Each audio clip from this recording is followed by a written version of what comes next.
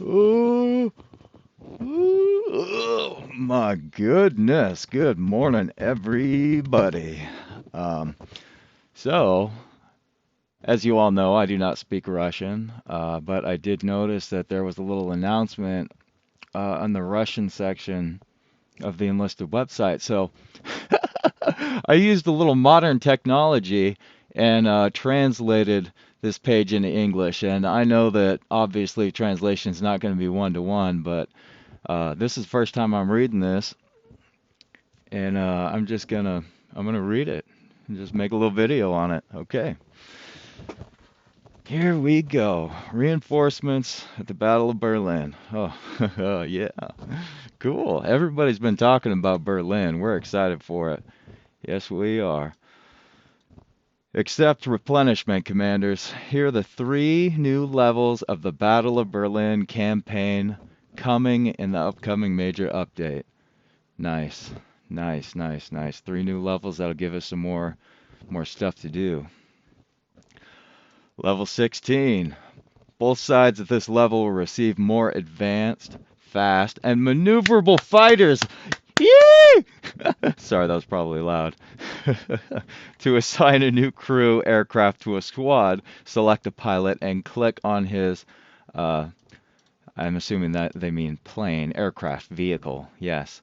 Ooh, that looks like the it is, yes, yes. The Yak 3. Oh my goodness, the Yak 3 is an amazing aircraft. It is so fast. It is absurdly fast and well armed if I remember too. Or if I remember correctly.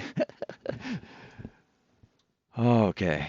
Unlike its predecessor in the USSR campaign, yeah, the LA-5 is not my favorite thing in the world. I know it's probably not your guys' thing. And excuse me, let me exit out of Discord. I don't want that thing popping up and bugging us every 15 seconds. Let's go over this. I do not like the LA-5. The LA-5 in Berlin. Blech. Personal preference, though, right? Everybody has their own taste. Unlike its predecessor in the USSR campaign, the LA-5 fighter, the Yakolev, or you know what, I'm not going to try and pronounce this because again, I don't speak Russian, so I'm gonna screw it up royally. So we're just going to highlight it, and those of you that do speak Russian can just not get angry at me for messing that up, okay? We'll just call it the Yak. Yeah, we'll just call it the Yak 3 because that's what most people refer to it as. The Yak is lighter, faster, and generally better suited for maneuverable combat at low altitudes. Yeah, I haven't read a lot of history on Russian aircraft in particular. I mean, I would like to read more, obviously, because I'm interested in aircraft, but the British at the beginning of the war, at least, they designed their aircraft to perform better at lower altitudes, right? And that's a personal preference, I suppose. You know, the U.S. we went for high altitude. For the most part, our engines were, you know, supercharged for a lot of the time, especially late war, and they were designed uh, to get up above the enemy and utilize energy, right? The higher above an enemy you are, the more speed that you can maintain over them, the more energy that you have to engage with them, right? I like boom and zooming. That's what they refer to as boom and zooming. When you get altitude and you use that stored energy from the gravity, the distance that you are from the earth to turn into speed, right? Very effective tactic. Let's continue. Okay, the Yak is lighter, faster, and generally better suited for maneuverable combat at low altitudes. We just said that, sorry. I'm an idiot. The comparative weight of a second salvo is lower, but the armament remains decent, a 20 millimeter Schwach. And again, I might not be pronouncing that correctly. Sue my ass. I don't care. I love these guns. These 20 millimeter, like you remember the 7.62s on the I-15, how fast of a fire rate those monsters have? Yeah. Yeah, this be the 20 millimeter version of that, bud. Woo, baby. My goodness, does it just shred things. And two 12.7, two fifties. We're getting two Dershkas. Nice. Nice, nice, nice. So two fifties.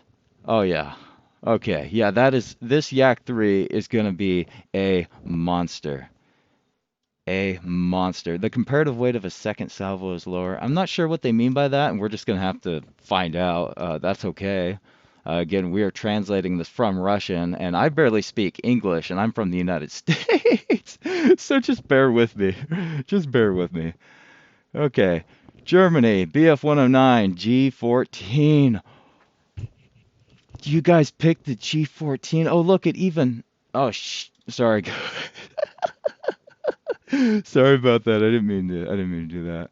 The G14 is one of my all-time favorite aircraft. Look, it even has a little heart on it. Isn't that cute? See, everybody loves the G14. That's why it has a cute little heart on it. Isn't that beautiful? Okay, let's continue. This modification of the Gustav is faster and more maneuverable than the G6. Yes, it is. This is I can't remember how many BF-109s there were, but I'm pretty sure this is one of the last variants that was ever put out. And this is going to be an epic fight between the Yak 3, because the Yak 3 is highly maneuverable, very good. It will turn better than a BF-109 depending on the energy conditions, correct? The 109, at least the way I fly it, and I'm not a good pilot, I like to, like we talked about, I like to play it like an energy fighter. I will climb and store energy so that I don't get in a turn fight with this thing, because this thing will outturn you, especially once they drop those landing flaps. They're gonna get on your six. So the best thing to do in a 109, especially this beast with the G14 is so fast. It is silly fast. Just don't let them get too close to you. You know, use your energy, use your teammates, communicate with them that there's a Yak 3 somewhere near you, and work together to take them out. Yeah, that's what you do. Okay, let's go over the G14 and what they have to say about it. Okay, this modification of the Gustav is faster and more maneuverable than the G6. At the same time, the engineers did not have to sacrifice weapons. The powerful MG151 20 mil and two 13 mil MG131s. Very similar loadout to the Yak. Obviously, one nose-mounted cannon. You see, they both have nose-mounted cannons, and that is useful because it's directly in line with your aircraft. Your cannon round will go where you point your crosshair. This is your this is your sauce right here. The 13s and the 50s on the Yak are just kind of there as just an extra little bit of tickle, right? You know, you get up against a heavy bomber or something, the cannon's going to do what cannon going to do, but them 50s and these 13 mils, they help out a lot. There's a reason they're there, right?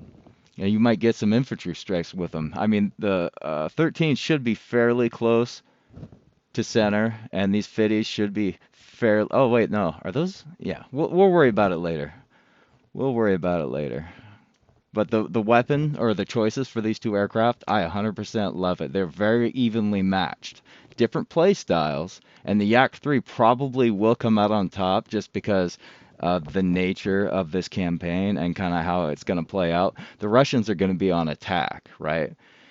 And when you're trying to defend as a pilot, your concern becomes more about helping your team on the ground than helping, whomever in the air.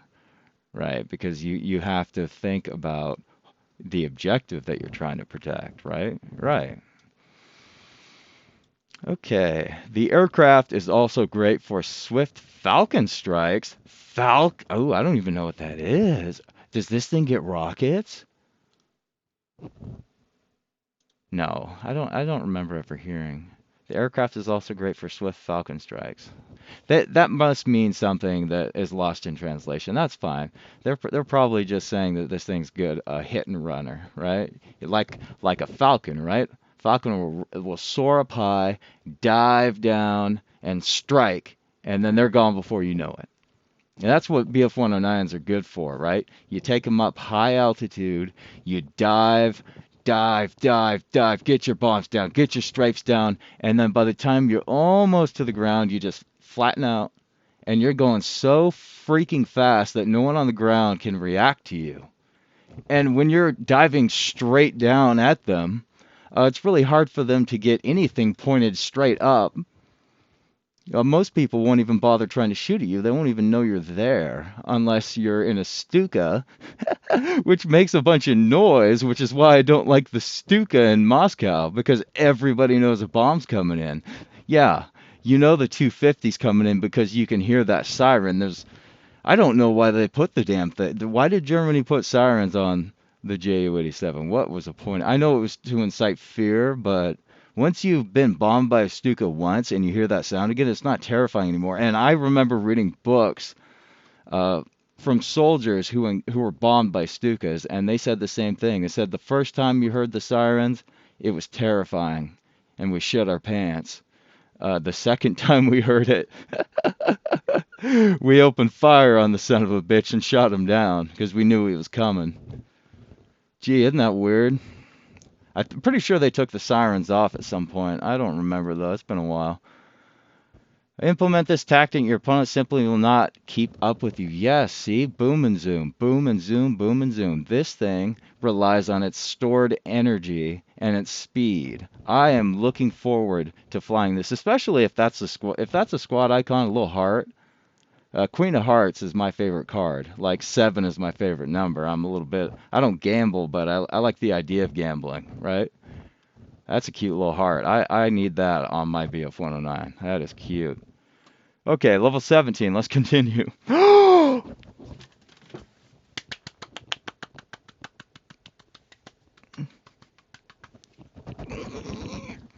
Sorry.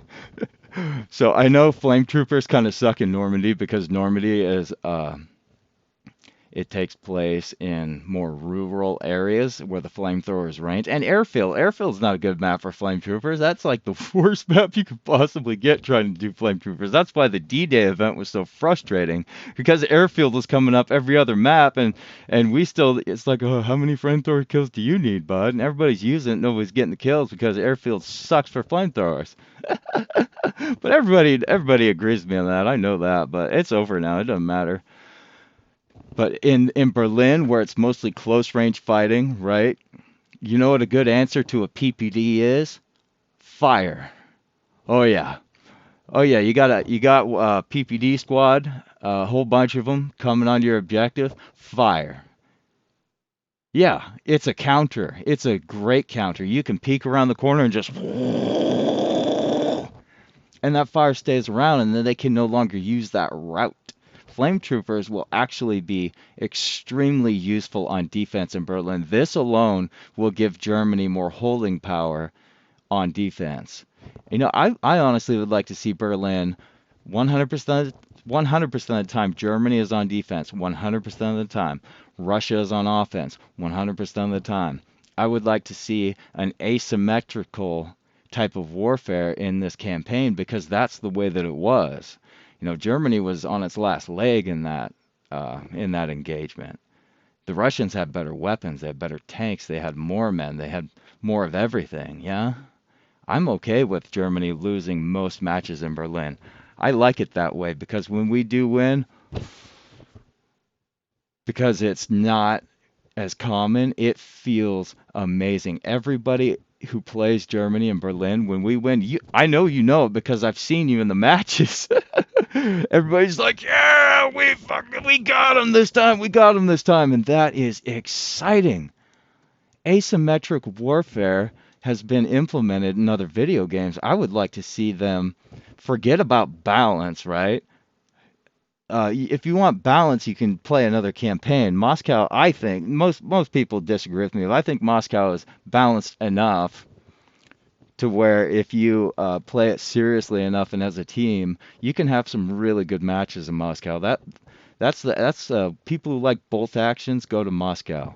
Trust me, bolt action in Moscow, yeah. Oh yeah, that's a good time. That's an honorable fight there. Oh yeah, flamethrowers. Okay, here we go. Let's just keep going, guys. Let me make sure. Yeah, okay, we got everything set up right. I'm not that dumb. Okay, the first flamethrower available to Soviet soldiers in the campaign.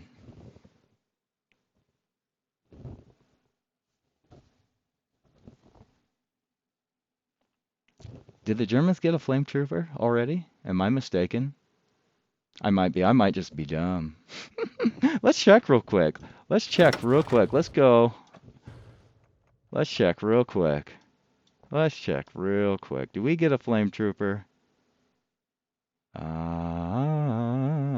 No, we do not. Oh, first flamethrower available. Oh yeah, yeah, we do get a flamethrower. Now you see, it's just when people don't. There's a reason why people say too long didn't read because most people won't sit down and take the time to read all this shit. From what I saw, the first flamethrower available to Soviet soldiers in the campaign, because I'm an idiot, I'm like, wait, do we not get one? And a lot of people might just exit out and say F that. So, but that's why I'm making this video, right? You don't have to read this. I'm gonna read it for you and talk about it. And we're just gonna glean this information together and try and process it with translating from Russian language and also translating from my brain that's been knocked around too many times, right? Okay, let's continue. The first flamethrower, this beautiful thing, available to Soviet soldiers in the campaign. It has an average range of fire mixture ejection, so it will mix the fuel. The fuel has to be mixed. That's how it works and ignited. Up to 18 meters. 18 meters, I think, is a good range. 18 meters, you don't really need any further than that. That's pretty damn far out for what you'd be using a flamethrower for. That'll be fun to play with. But at the same time, it is economical in fuel consumption. And will allow you to clear a very large area with a 15-second salvo. You can use this thing for 15 seconds.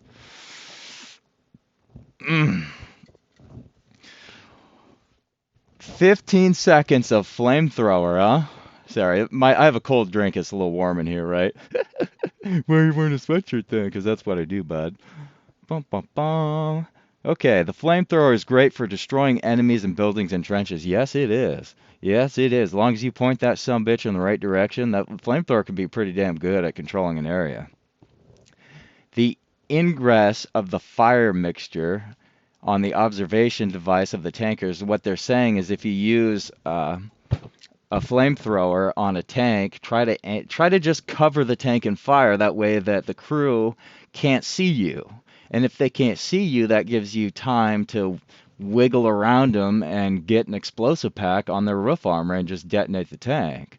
Flamethrowers are really good anti-tankers because you can use the flamethrower to blind the tank driver or tank crew and then either obviously spot it for your team, but then you can go take out the tank or rely on your team because you just spotted the damn thing to take it out for you, right? That's called teamwork. Bum, bum, bum. Will blind the armored vehicle for a long time. Yeah, flamethrower on tank, they have to retreat at that point. They have to retreat. Like, you're not going to kill them with the flamethrower, but that's not the point. You're blinding them. You're blinding them so they don't kill your teammates. You're blinding them so they will be in a submissive state. Yeah, they're probably still going to shoot their guns, but it gives you time to set up mines around explosive packs, whatever. Allows your team, your friendly tank operator, your friendly tank crews to, if you spot that tank, go, oh, I can shoot that guy. Yeah, we do need spot assist. There needs to be experience for spotting. I don't know why it's not in this game. It is baffling to me, to be honest with you. And you'll hear people saying, oh, you need to give them a reward for using their brains. Well, yeah, because most people aren't intelligent enough. And I hate to say it, or maybe it's not even that. Maybe I shouldn't say that about people. Like, I've seen people play this game that just don't play first-person shooters, right? So they don't have concepts of how we play this as a team, and they don't have any real understanding of warfare either. And that's why I suggest XP pop-ups for everything that we do so that new players that aren't World War II historians or veterans like myself can just pick up the game, and the XP pop-ups will help train them naturally because it will reward them for playing correctly. The thing that you just have to do is set up the XP so that it gives good rewards for good behavior and no XP or loss of XP for bad behavior. Taking someone's experience from them when you team kill in a hardcore mode, yes. Not getting experience for placing a stupid fob and nobody wants to spawn on it, you go, oh, maybe I should figure out where to put that damn thing so I get experience. Yes. Spotting an area where enemies aren't just because you're trying to get spotting XP and then not getting spotting XP because no one is there and no one was killed so you don't get an assist teaches players to use the spotting correctly. That's a self-correcting issue. 100%. That's what the reward system is there for. You might argue, yeah, it's like training a dog, but guess what? We're animals too, bro, or miss, or whoever's watching this. We are animals too. And it's okay to just reward people, right? It's not costing you anything. You're not having to fly into my country and come give me a kiss on the cheek just for playing the damn objective. It's just a pop-up, right? It doesn't cost you anything. All it does is make me happy as a player. And if I'm a new player, it helps instruct me on the proper ways to play this game, right? This is a team-based game. You need to reward people for playing as a team. There is no reward for playing as a team, and not enough of one. There's only a reward for kills. And that's why everybody goes for kills. That's why everybody likes the artillery. That's why everybody likes the bombers and the close air support and the tanks and the explosives and the grenades. Because what gives you experience in this game? What gives you the pop-up? Kills. And that's the only thing that does. And that is why that's the only thing that people focus on. And that's just how it is. You can accept it and just design your game around that experience system and making new players understand how to play this game the way you want them to play them. Or you can just give them experience for kills, and that's what this game will be, is how many kills can you get? Where's the XP pop up for when I capture a point, right? That should be there. It should be clearly displayed how much XP you're getting, that you cap the point. Yes, good job. That's what you should be doing. You cap the point. You killed an enemy, you get XP. You spot an enemy, somebody else kills him, you get an assist, you get XP. Those are all good training tools to just help brand new players get into the game so they don't get frustrated. Because obviously, when you start a game like this, if you don't usually play shooters, you're not going to get very many kills. And if you try to play engineer or support class and you don't get anything hardly for playing that support class, and you see the only way to get up top the leaderboard is kills, and you're not leveling very fast because you don't get experience for spotting for some reason, why would anybody spot if they don't get rewarded for it? Why would I waste my time trying to help my team spot the enemy if I don't get experience? You would say, well, fuck you then, go play something else. Yeah, and that kind of attitude is why people are playing something else. Yeah, that's why we have bots in our matches, because that kind of thinking and that attitude of treating new players as if we don't respect them enough to give them XP pop-ups and help them learn the game. We just expect them to do it on their own. That's horse. It is. It's driving people from this game. The only thing driving more people away from this game than artillery is just how inaccessible it is from the start.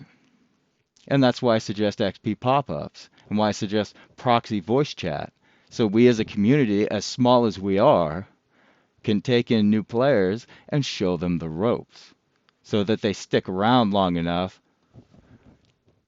to maybe spend money in this game. Wow, isn't that a weird concept? Isn't that weird? Isn't that weird, guys? That's weird. You'd be nice to people and they give you money. Okay, historical information about the detachment. The division took part in the, oh my goodness, Vistula. Oh, I'm not going to try this right here. See, anybody who speaks the proper language, whatever it is, yep, there it is. Reaching the mouth of the goddamn it river as part of the Berlin offensive, breaking through the German defenses, the division moved to Berlin. Okay, yep. You see that? There's a little information. They got to Berlin the hard way by fighting to get there, like everyone else. Well, most everyone else. This is exciting. Germany, 9th Parachute Division, 27th Parachute Regiment. Dun, dun, dun. This unit can have 2 flamethrowers and 5 fighters of other classes. And see, they don't include a lot of information for the Germans, and that's no disrespect, but they just gave information on this little sucker right here, right? Oh, look, there it is. See, this is a first reaction. I'm just trying to help you understand how this comes across as somebody who's impatient and doesn't normally read this sort of stuff in depth. Okay. Flammenwerfer 35 backpack flamethrower. Oh, look at that shotgun. Oh, is that a shotgun? Oh, I love it. No, wait, that's a flamethrower? What? It looks like a rifle. That is so interesting. I never knew about this weapon. That is so cool. I cannot wait to play with that. Okay, cool. Oh. Anyway, let's continue. The first flamethrower available to German soldiers in the campaign. The characteristics are similar to the ROX 2. The range of fire is up to 18 meters, so they have nearly identical ranges. Yeah, that's cool. And the fuel supply is enough for 15 seconds of continuous fire. See, that's balanced. You can, at least flamethrower is balanced, right, guys? On the German side, flamethrowers are able to effectively hold the advantageous directions of the offensive to the defended point and can even hold out alone until the Allies approach, simply setting fire to the passages. Yes. You see, they're even telling you how to use this damn thing. Yes, set fire to the floor in the corridor so the enemy simply can't just cap the point. This is going to be a game changer in Berlin. People are actually going to have to flank so they can get around the flame troopers and kill them. Yes, thank you. Thank you. This flamethrowers for both sides in Berlin is going to make Berlin matches take longer, be harder to win for both sides, and just be more fun because everybody loves playing with a flamethrower. The problem is Moscow and Normandy aren't good campaigns for flamethrowers. Berlin is perfect suited for flamethrowers. I'm going to be playing some Berlin soon. I don't know about y'all, but I need to unlock this. So I need to get booking on them levels. Wow. Historical information about the detachment. This is what I like reading. Yep. The 9th Parachute Division was manned by the Luftwaffe. During the Battle of Silo Heights, she suffered heavy losses due to the shelling of Soviet artillery. Having managed to conduct a successful counterattack, the division fought its way to Berlin to defend the capital from Soviet troops. Nice. Oh my, what am I even doing? See, guys, I really... I'm amazed I even function sometimes. Isn't that weird? Level 18. Weapons obtained at this level can be used by any specialized squad.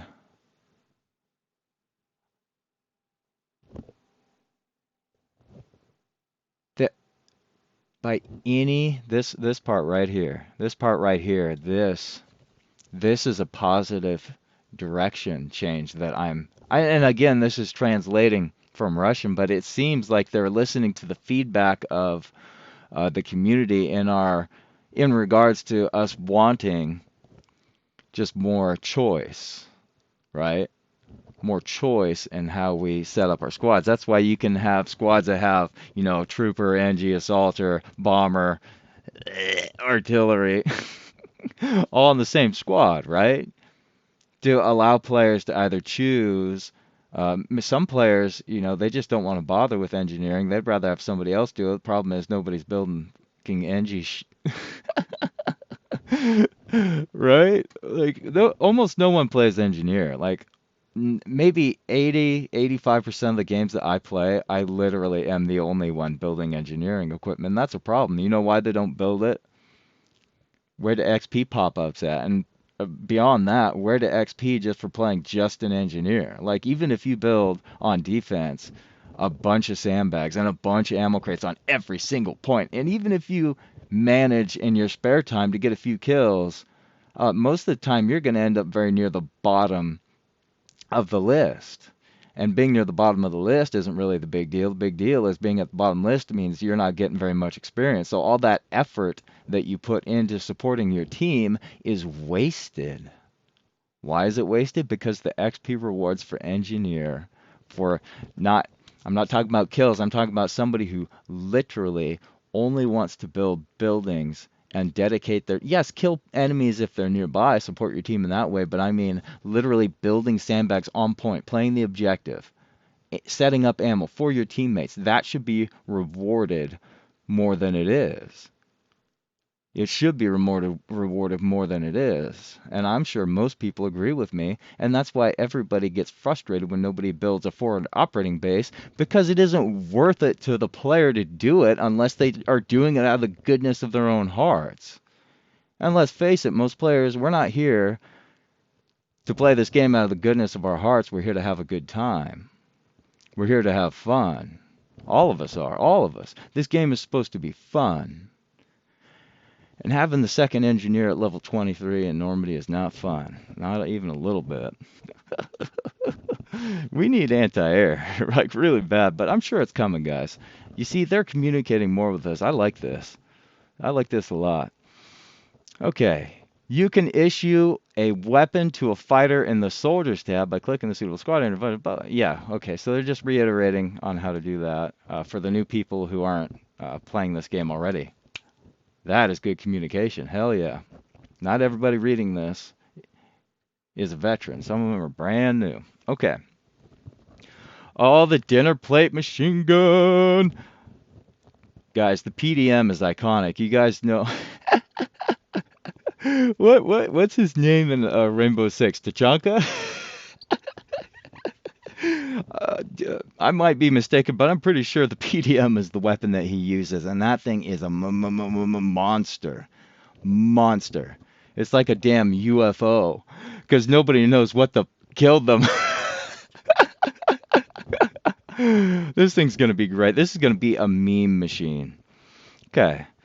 Modification of the DP-27, the improvements of which were aimed at improving the usability. In addition to faster reloading, the DPM boasts a pistol grip. Yes, that makes the recoil and just the aiming bits a lot more easy to deal with than not having one.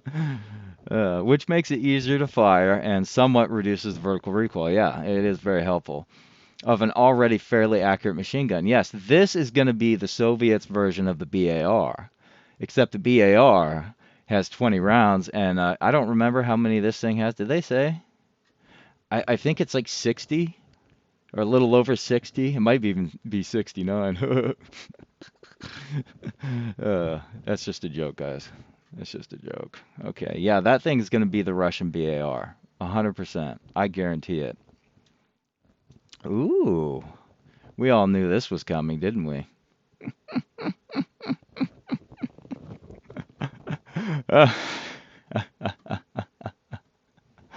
Oh boy. Oh, we're going to be able to take the MG42s off the sandbags now? That's not a good idea, is it? Oh, wow. Okay, a more modern version of the MG34. Yes, like many weapons in that era, they would often take an existing weapon that was already reliable and modify it. They did this with all sorts of guns. They did it with bolt actions, they did it with machine guns, pistols, all sorts of stuff. And that's what the military does, or what military contractors do, is they will seek to improve an already existing concept, right? That is why we have the upgrade system for the weapons. Yeah. That was a real thing that was done in wartime. You'd take an existing weapon and you would modify it to make it fire faster or have less recoil. You maybe add a little extra weight on the end of the barrel to reduce that vertical recoil. That's a useful thing that gunsmiths figured out how to do at some point. Yeah. And it's a process. It's like they say a doctor is never doing medicine, they're practicing medicine, right? Because we make mistakes like every other human being in the world. We never achieve a level of perfection, right? It's just like this game.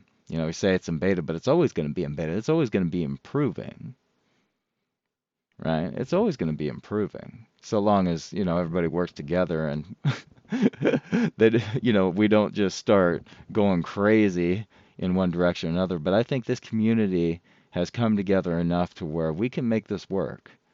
We can get what we want. They can get what they want. Everybody win. Okay. Oh, this thing's gonna be a monster. Oh my goodness, there are gonna be so many people angry on Discord. Trust me, this thing is a better MG, subjectively. That is my opinion. You'll argue with me all day long, but for the purposes of attacking, see, the Germans are on defense in Berlin. They're not attacking Russia. Russia's attacking them. That's the point. This thing is more mobile, more accurate, has less recoil. This is good for someone who wants to flank and take this thing out that's chewing up your teammates who can't figure out how to not walk in front of it. Or maybe they have penal squads behind them and they don't have a choice. Who knows? That happened in World War II as well. Okay, a more modern version of the MG34, which was distinguished primarily by an even higher rate of fire, which makes this machine gun incredibly effective against large concentrations of enemy. Oh yeah, if they walk right into your line of fire, their whole squad's done. That's okay, because you are almost immobile. There's a reason this thing has a bipod. This one does too, but the purpose of its bipod is so that you can use it. There's a reason this thing looks sturdier. The reason this thing has a bipod is because you're meant to use it. Okay? Different styles of engagement. This is for mobility and shitting on people who are camping. And this is for the campers. And there's people are going to say, well, yeah, you can pick this thing up and just go hip fire with it. Well, yeah, you can. And you know what? That's going to be a lot of fun. Hip firing this thing, and Darkflow, please do not nerf hipfire. Hipfire is meme-worthy in this game. Being able to hipfire accurately is realistic. You can hold a fully automatic weapon. Let me just kind of get up here. It is absolutely... Do I have anything to demonstrate this? Let's just use my two phones, okay? I have two cell phones here. Let's pretend that this is an automatic weapon, right? Let's pretend this is that MG42. And I don't remember how much that thing weighs. I think it's like maybe 12 kilos fully loaded. But if you wanted to fire that thing from the hip, and it has a pistol grip, you see, it would have a pistol grip, and obviously this isn't an MG42, but let's just say I have a pistol grip, and this right here is my trigger finger, yeah? This is my trigger finger in real life, okay? So you would have the thing at your hip, and you would brace your legs in a wide stance so the recoil doesn't knock you over, and you kind of just lean forward into it a little bit, and when you pull that trigger, you allow the weapon or the recoil in that pistol grip, you rest that pistol grip on your hip bone. And why do you rest it on your hip bone? Because you're using your body and you're bracing against the recoil to keep it under control. That's how they train us how to do that shit. They do train you how to hip fire automatic weapons, believe it or not, because it is effective in close quarters combat. But you brace that pistol grip on your hip bone right here, and you just use your hip bone just like that. And once you get used to it, once you've done it a few times, remember, lean forward, wide stance, just like that. People don't understand how effective fully automatic hip fire is in real life, and that's an issue. Both sides. Some people want to think that, it's like the action movies where, You just spray wherever and people die, and that's not really true. But it's also not true that this thing is a fire hose and will knock you on your ass if you try and just hold down the trigger with it at your hip. Like I said, you take that pistol grip and you know how you mount sandbags? You rest your weapon on a sandbag, right? To help so you can take it in the shoulder and control the recoil. You know, that's a 2-point system right there. You're resting the weight of the gun on the cover and you're supporting the recoil with your shoulder, right? Okay. Same concept. And yes, this is going to hurt like hell. Trust me, it will hurt and you will bruise.